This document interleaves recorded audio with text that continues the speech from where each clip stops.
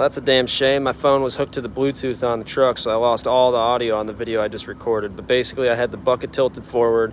I pried it down, slid 2 blocks under the machine. I took these nuts out. I used a 3/4 wrench. I don't think that's the right size, but it worked. I took a 2-inch wrench, which is not the right size, but it worked, and I got these jam nuts out of here. Once I got those jam nuts loose, I was able to slide the track off the frame a little bit. You can see I got about 1.5 inches in the back on the suspension pin there. Of course, I had to jump on the track to let this bar slide up and release all that tension. So anyhow, I loosened up the hose with Grandpa's wrench, RIP Grandpa, but got a new O-ring because this old one ain't gonna fucking cut it. I can't believe it's not just broken. Pretty good O-ring, honestly. But yeah, loosened up that fitting and peeled the O-ring out of there. I'm gonna go ahead and clean up that 90 now, get a new O-ring put on, get the hose put back on, and we'll start putting everything back together. You can see we got the new O-ring in there. I'm gonna clean up the end of this fitting as well. We'll go ahead and get her connected. And just like that, we're lined up, O-ring's in, hose going back on. We're gonna snug her up. We'll get everything put back together. All right, I couldn't get it tighter even if I tried.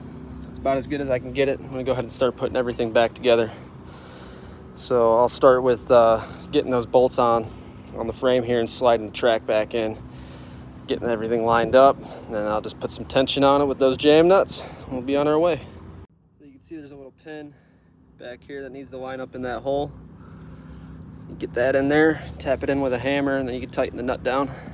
And I'm gonna put this wrench on it just so I can get a little extra leverage. All right, I got that one on as tight as I could. Time for the front. Slide that little peg up in there, tap it in with a hammer.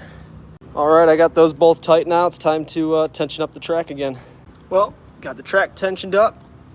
We're pretty much good to go. Just got to clean up, fill her up with oil.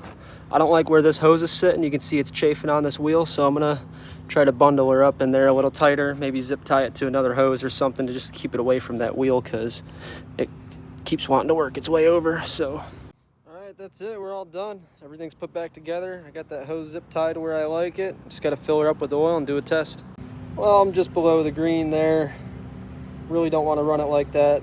I literally need to go get 1 quart of oil. Unreal. Well, ain't life just a bitch sometimes? About 1 quart low, but I got enough oil in there to do a test. All right, we'll start her up. And go take a look. And no more leaks dripping down that hose. Good deal. Good to run.